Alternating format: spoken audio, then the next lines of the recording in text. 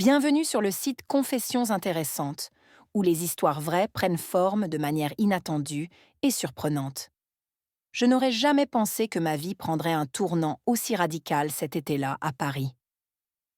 À 40 ans, je pensais avoir tout sous contrôle. Un mariage stable de 15 ans avec Rémi, une carrière réussie en tant qu'éditrice dans une maison d'édition prestigieuse et une belle maison en banlieue. Mais tout a basculé lorsque j'ai reçu un appel de ma meilleure amie Sophie. Émilie, je dois te demander une énorme faveur, m'a dit Sophie d'une voix inquiète. C'est au sujet de mon fils Antoine. Il vient d'être accepté à l'Université de Paris pour étudier l'architecture, mais je ne connais personne qui puisse l'aider à s'intégrer. Pensez-vous pouvoir... Elle n'a pas eu besoin de finir sa phrase. Sophie et moi sommes amies depuis l'université, et même si la vie nous a fait prendre des chemins différents, elle a déménagé à Marseille, tandis que je suis restée dans la capitale. Notre amitié est indéfectible. Bien sûr, répondis-je, sans hésiter. Je serai heureuse d'aider Antoine. Il peut rester chez nous aussi longtemps que nécessaire, jusqu'à ce qu'il trouve un logement. Je me souvenais vaguement d'Antoine. La dernière fois que je l'avais vu, il avait environ 16 ans, un adolescent longiligne et timide. Aujourd'hui, 7 ans plus tard, je me préparais à accueillir un jeune adulte dans mon foyer. Le jour de son arrivée, Rémi et moi sommes allés le chercher à l'aéroport. Alors que nous attendions au terminal, mon esprit s'est mis à vagabonder. À quoi ressemblerait Antoine maintenant? Serait-il encore un garçon timide ou deviendrait-il un jeune homme confiant? La réponse est venue lorsque je l'ai vu franchir les portes des arrivées. Mon cœur a fait un bond. Antoine s'était transformé en un homme grand et athlétique, avec un sourire éclatant et des yeux verts qui semblaient me regarder au plus profond. Ses cheveux bruns légèrement ébouriffés lui donnaient une allure décontractée qui contrastait avec ses vêtements soigneusement choisis. L'espace d'un instant, j'ai eu le souffle coupé. Tante Émilie, s'est écrié Antoine en nous voyant, utilisant le surnom affectueux qu'il m'avait toujours donné, bien que nous n'ayons aucun lien de parenté. Il me serra fort dans ses bras et je sentis la fermeté de son corps contre le mien. Un frisson me parcourut l'échine et je me dégageai rapidement, confuse de ma propre réaction. Rémi n'a pas remarqué mon trouble et l'a salué avec enthousiasme. Sur le chemin du retour, Antoine nous a parlé de ses projets d'études et de son enthousiasme à l'idée de commencer ce nouveau chapitre à Paris. J'essayais de me concentrer sur la conversation, mais je ne pouvais m'empêcher de jeter un coup d'œil furtif dans le rétroviseur, rencontrant ses yeux verts qui me fixaient avec une intensité inquiétante. Les premiers jours se passent sans incident. Je me consacrais à faire découvrir la ville à Antoine et à l'aider à se familiariser avec le campus et ses environs. Rémi, très occupé par son travail d'avocat, ne passait pratiquement jamais à la maison, si bien qu'Antoine et moi étions seuls la plupart du temps. C'est au cours d'une de ces visites en ville que les choses ont commencé à changer. Nous nous promenions dans le jardin des Tuileries quand Antoine s'est soudain arrêté et m'a regardé fixement. « Émilie, je veux te remercier pour tout ce que tu fais pour moi, dit-il d'une voix douce qui me fit frissonner. Je ne sais pas comment j'aurais pu m'adapter aussi rapidement sans ton aide. Tu n'as pas à me remercier, Anto, ai-je répondu en essayant de garder un ton léger. C'est un plaisir de pouvoir vous aider. Il a fait un pas vers moi, réduisant la distance qui nous séparait. Non, vraiment, vous êtes formidable. Je t'ai toujours admiré, tu sais, même quand j'étais enfant. Ces mots me prirent complètement au dépourvu. Je sentis le rouge me monter aux joues et, pendant un instant, je me perdis dans ses yeux. C'est alors que j'ai réalisé à quel point il devenait dangereux. J'ai reculé d'un pas, rompant le charme. « Nous devrions rentrer, » dis-je précipitamment. Il se fait tard et Rémi va bientôt rentrer. La marche vers la maison était chargée d'une tension tranquille. Je sentais le regard d'Antoine sur moi et chaque fois que nos bras se frôlaient accidentellement, un courant électrique traversait mon corps. Je me répétais sans cesse « Ce n'est pas bien. C'est le fils de ton meilleur ami. Il a l'âge d'être ton fils. Vous êtes mariés, pour l'amour de Dieu. » Mais j'avais beau essayer de garder mon calme, quelque chose avait changé. Les jours suivants sont devenus une douce torture. Chaque moment passé avec Antoine était une bataille intérieure entre le désir et la raison. Je me suis mise à soigner encore plus mon apparence, choisissant soigneusement mes vêtements chaque matin, comme si j'étais une adolescente se préparant à un rendez-vous. Un après-midi, alors que je montrais à Antoine comment utiliser la machine à laver dans la buanderie, l'inévitable s'est produit. Nous étions seuls à la maison car Rémi était en voyage d'affaires. En nous penchant pour charger le linge, nos mains se sont touchées. Nous sommes restés immobiles. L'électricité dans l'air était palpable. Lentement, Antoine s'est tourné vers moi, ses yeux brûlants de désir se reflétant dans les miens. « Émilie », chuchote-t-il, et avant que je puisse réagir, ses lèvres sont sur les miennes. Le baiser était intense, passionné, et a fait disparaître toute la tension qui s'était accumulée au cours des dernières semaines. Mes mains se sont emmêlées dans ses cheveux et il m'a poussée contre la machine à laver. Pendant un moment, je me suis laissée aller à la sensation, au goût de ses lèvres, à la chaleur de son corps jeune et fort contre le mien. Puis, comme un éclair, la réalité m'a frappée. Je me suis brusquement éloignée. « Non, Antoine, ce n'est pas bien. Nous ne pouvons pas, » ai-je dit d'une voix tremblante. « Pourquoi pas ?» demanda-t-il, les yeux pleins de confusion et de désir. « Je sais que tu le ressens aussi, Émilie. Tu ne peux pas le nier. Je suis une femme mariée, Antoine, et tu es le fils de mon meilleur ami. Ce n'est pas possible, » ai-je répondu, même si toutes les fibres de mon être me disaient le contraire. Je suis sortie en courant de la buanderie, laissant Antoine seul et désorienté. Je me suis enfermée dans ma chambre, le cœur battant la chamade. Qu'avais-je fait? Comment avais-je pu en arriver là? Cette nuit-là, allongée dans mon lit à côté de Rémi, qui était rentré tard de son voyage, je n'arrivais pas à dormir.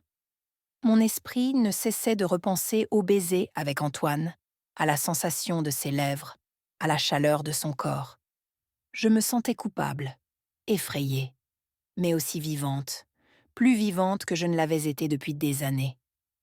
Les jours suivants ont été une danse maladroite de regards furtifs et de conversations tendues, et j'ai fait de mon mieux pour me comporter normalement devant Rémi, mais l'atmosphère dans la maison était devenue électrique. Chaque contact occasionnel, chaque moment était chargé d'une tension sexuelle à peine contenue. Un après-midi, alors que Rémi était au travail, Antoine m'a trouvée dans la cuisine. Il s'est approché de moi avec détermination. « On ne peut pas continuer comme ça, » dit-il à voix basse. « Je sais que tu es mariée, je sais que c'est compliqué, mais ce que je ressens pour toi est réel. Je ne peux pas l'ignorer. » Je soupire et m'appuie sur le comptoir.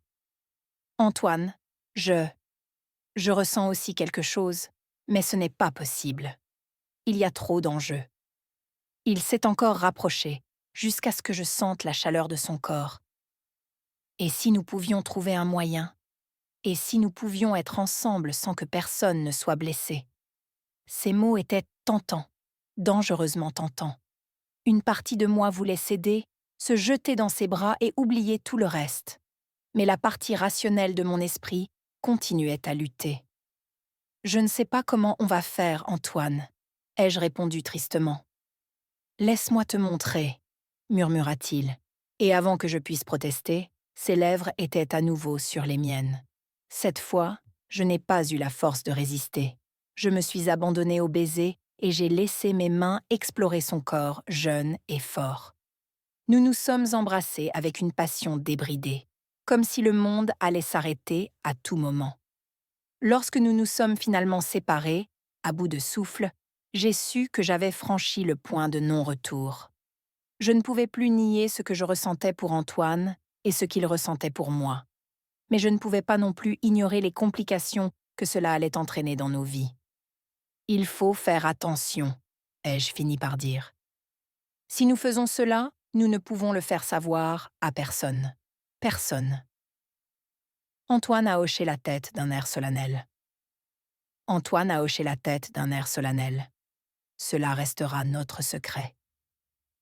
C'est ainsi que commença notre aventure secrète. Au cours des semaines suivantes, Antoine et moi avons trouvé des moments où nous pouvions être seuls, voler des baisers et des caresses quand Rémi n'était pas à la maison. Chaque rencontre était un mélange de passion débridée et de culpabilité étouffante. J'avais l'impression d'être à nouveau une adolescente, vivant l'excitation de l'amour interdit, l'adrénaline d'être presque découverte, les regards conspirateurs lors des dîners de famille, les messages textuels codés. Tout cela a ajouté à ma vie une excitation que je n'avais pas ressentie depuis des années. Mais au fil du temps, la culpabilité a commencé à peser de plus en plus lourd. Chaque fois que Rémi m'embrassait ou me disait qu'il m'aimait, j'avais l'impression que quelqu'un me poignardait au cœur. La pensée de Sophie et de sa réaction si elle découvrait ce qui se passait entre moi et son fils me remplissait d'une terreur paralysante. Un soir, alors qu'Antoine et moi étions dans la chambre d'amis, profitant du fait que Rémi était sorti avec des collègues, nous avons entendu le bruit de la porte d'entrée qui s'ouvrait. La panique s'est emparée de nous. Antoine s'est rapidement caché dans l'armoire, tandis que j'essayais d'arranger mes vêtements et mes cheveux. « Émilie, tu es là-haut » La voix de Rémi vient d'en bas. « Oui, mon chéri, je change les draps de la chambre d'amis », répondis-je en priant pour que ma voix soit normale. Rémi monta les escaliers et entra dans la chambre. Il me regarda avec curiosité. « Tu vas bien ? Tu as l'air agité. »« Je vais bien, » répondis-je rapidement. « Je suis juste un peu fatiguée. Je ne m'attendais pas à ce que tu rentres si tôt. » Il s'est penché vers moi et m'a embrassé doucement. Je pouvais sentir le léger parfum de l'alcool dans son haleine. La réunion s'est terminée plus tôt que prévu. Où est Antoine ? Les battements de mon cœur s'accélèrent. Il est sorti avec des amis qu'il a rencontrés à l'université. Rémi acquiesce, visiblement satisfait de l'explication. « Maintenant que nous sommes seuls, » dit-il avec un sourire insaisissable, en se rapprochant encore plus de moi. Je ressentis une vague de panique. Antoine se cachait dans l'armoire, à quelques mètres de là. Je ne pouvais pas laisser faire ça ici et maintenant. « Oh, chérie, je suis vraiment désolée, » dis-je en feignant un bâillement. « Je suis vraiment épuisée. Et si on allait dormir ?» Rémi a eu l'air déçu, mais a hoché la tête en signe de compréhension. Bien sûr, la journée a été longue pour nous tous. Nous quittons la pièce et nous dirigeons vers notre chambre. Alors que je m'allongeais dans le lit à côté de mon mari, mon esprit ne cessait de penser à Antoine, piégé dans cette armoire, attendant le bon moment pour en sortir. Cette nuit-là a marqué un tournant. La réalité de ce que nous faisions, le danger permanent d'être découvert, ont commencé à prendre le pas sur l'excitation de notre aventure. J'ai compris que nous ne pourrions pas continuer ainsi indéfiniment. Il fallait changer quelque chose. Les jours suivants ont été un véritable calvaire. Chaque fois que je regardais Rémi, je me sentais rongée par la culpabilité. Chaque moment passé seul avec Antoine était teinté d'une tension qui dépassait le désir. Je savais qu'il fallait prendre une décision, mais la peur des conséquences me paralysait. C'est Antoine qui a finalement brisé le silence. Un après-midi, alors que nous étions seuls dans la maison, il m'a confrontée. « Émilie, on ne peut pas continuer comme ça, » dit-il avec un sérieux qui me surprend. « C'est en train de nous détruire tous les deux. » J'ai acquiescé, la gorge nouée. « Je sais, Antoine, mais que pouvons-nous faire ? Je ne vois pas d'issue qui ne conduise pas à blesser quelqu'un. » Il a pris mes mains dans les siennes et m'a regardé droit dans les yeux. « Il est peut-être temps d'être honnête avec Rémi, avec ma mère, avec tout le monde. » Cette idée me terrifie. « Tu es fou. As-tu la moindre idée de ce que cela impliquerait ? Cela détruirait mon mariage, ta relation avec ta mère, mon amitié avec Sophie. » « Je sais, » dit Antoine d'une voix douce. « Mais ne penses-tu pas que nous sommes déjà en train de tout détruire avec nos mensonges ? Si nous sommes honnêtes, nous aurons au moins la possibilité d'affronter les conséquences avec dignité. » Ces mots m'ont fait l'effet d'un coup de massue. Il avait raison, bien sûr.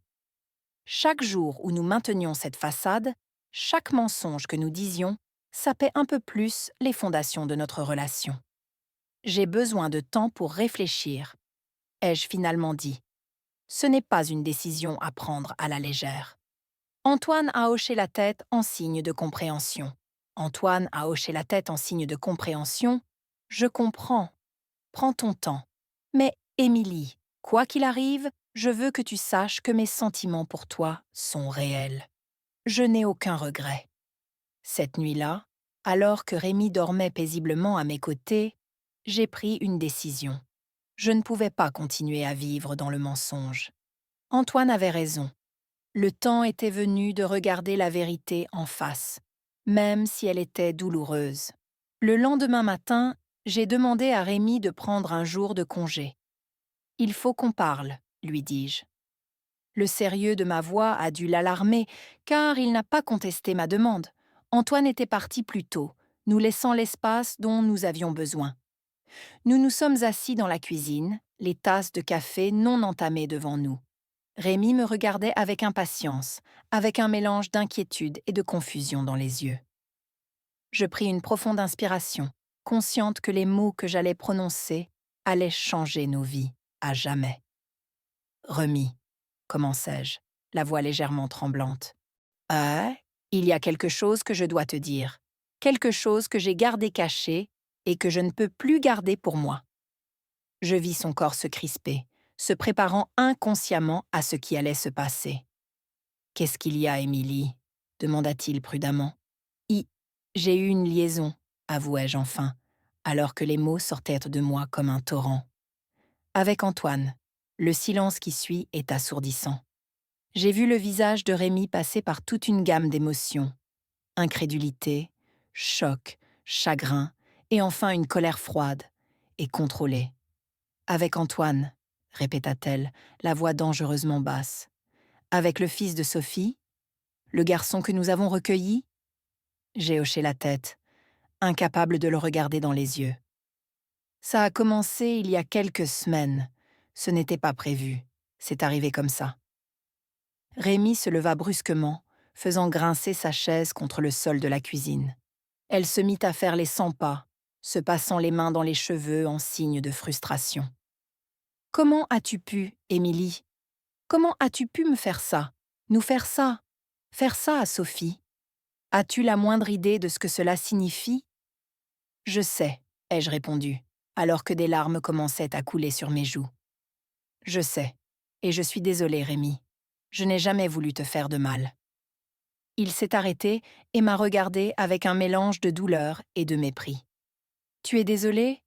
Tu crois que dire désolé va arranger les choses ? Mon Dieu, Émilie, à quoi pensais-tu » Je n'avais pas de réponse à cette question. À quoi pensais-je ? À l'excitation, à la passion, au fait de me sentir à nouveau vivante ? Mais je savais que rien de tout cela ne justifiait la douleur que je causais. « Que va-t-il se passer maintenant ?» ai-je demandé à voix basse, craignant la réponse. Rémi s'affaissa lourdement sur sa chaise, paraissant soudain beaucoup plus vieux qu'il ne l'était. « Je ne sais pas, Émilie. Pour être honnête, je ne sais pas.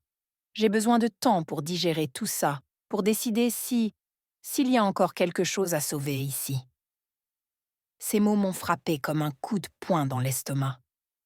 La réalité de ce que j'avais fait et de ce que je risquais de perdre s'est abattue sur moi comme une tonne de briques.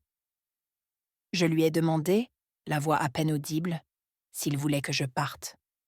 Rémi m'a regardé et, pendant un instant, j'ai vu un éclair de l'homme dont j'étais tombée amoureuse tant d'années auparavant. « Non, » dit-il finalement. « C'est aussi ta maison.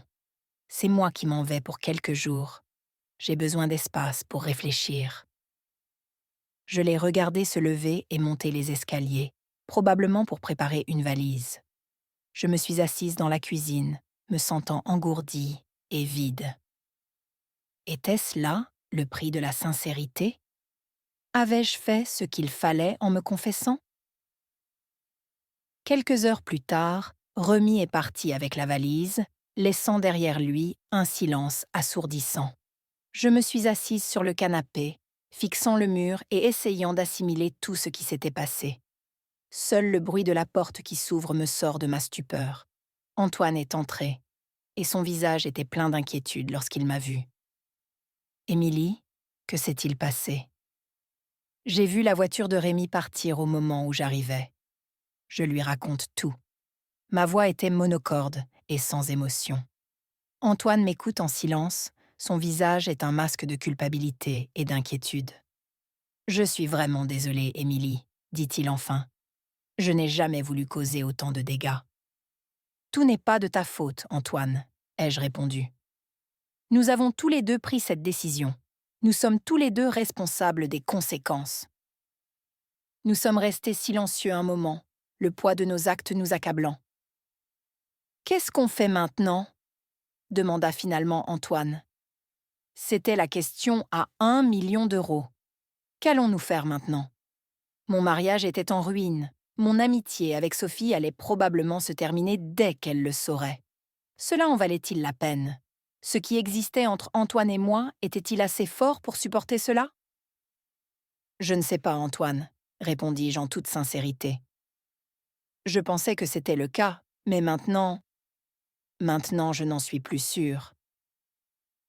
Nous sommes restés silencieux un moment, le poids de nos actes et de leurs conséquences nous accablant. Je crois qu'il faut que je parte, dit finalement Antoine.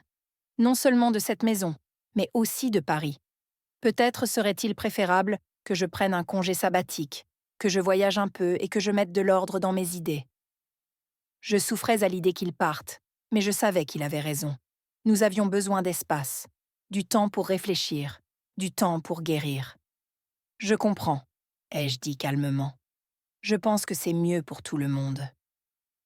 Antoine a hoché la tête et, pendant un instant, j'ai revu le jeune homme incertain qui s'était présenté à ma porte quelques semaines auparavant. Je suis désolée, Émilie. Tout ça. Je suis désolée aussi, Antoine, ai-je répondu, sentant à nouveau les larmes monter à mes yeux. Nous nous sommes serrés brièvement dans les bras, une étreinte pleine de regrets et d'adieux. Puis, je l'ai vu s'éloigner et sa silhouette s'est perdue dans l'obscurité de la nuit. Je suis restée là, dans les escaliers d'une maison qui ne ressemblait plus à une maison, à regarder les ruines de la vie que je m'étais construite. J'avais tant perdu, et maintenant j'étais seule pour faire face aux conséquences de mes actes. Les mois qui ont suivi ont été une période de réflexion et de reconstruction. Remy et moi avons divorcé, un processus douloureux mais nécessaire. Sophie a fini par accepter de me reparler, même si notre relation n'a jamais été la même. Antoine est resté fidèle à sa parole et a commencé à voyager, m'envoyant de temps en temps des cartes postales de pays lointains. Petit à petit, je me suis reconstruite. Je me suis consacrée à mon travail et j'ai cherché la rédemption dans les pages des livres que j'ai publiés. J'ai entamé une thérapie et j'ai affronté les démons qui m'avaient poussée à prendre des décisions aussi destructrices. Avec le temps, les cicatrices émotionnelles ont commencé à se refermer. La douleur de la trahison et de la perte s'est estompée et a été remplacée par une nouvelle compréhension de moi-même et de mes désirs. J'ai appris à me pardonner et à accepter que je suis humaine, sujette à des erreurs et à des faiblesses. J'ai compris que la vie est un voyage complexe, avec des hauts et des bas, et que la chose la plus importante est d'apprendre et de grandir à partir de nos expériences. La maison en banlieue, autrefois pleine de souvenirs et de promesses, est devenue le symbole de ma capacité à renaître de mes cendres. J'ai tourné une nouvelle page de ma vie, plus sage et plus consciente de ce que je voulais et de ce que je méritais. Et bien que le chemin de la rédemption ait été long et souvent douloureux, je savais au fond de moi que j'avais la force d'aller de l'avant, de construire quelque chose de nouveau, quelque chose de meilleur. Merci d'avoir écouté cette histoire sur Interesting Confessions, où nous explorons les choix difficiles et les chemins sinueux de la vie. N'oubliez pas que chacun d'entre nous a une histoire à raconter, et que chaque histoire est un pas vers la compréhension de ce que nous sommes vraiment.